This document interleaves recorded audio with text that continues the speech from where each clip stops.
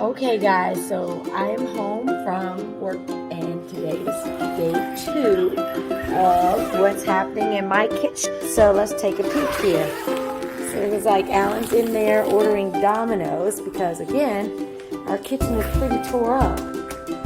Oh, look, they have started building the molding above the cabinet. So if you remember yesterday, as you can see, they've started framing out over here.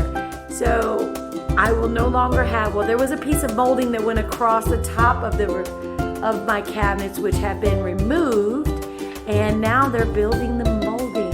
So here's all their stuff, and I noticed that the cabinets, they have their equipment here in my garage, and they've already started to wash and sand the cabinets, prepping them, or the doors rather, prepping them for the paint. So stay tuned. We'll see what happens tomorrow. So they started, I think, a little late today, around noon, but they did manage to build out part of the molding. As you can see up there, that's pretty exciting.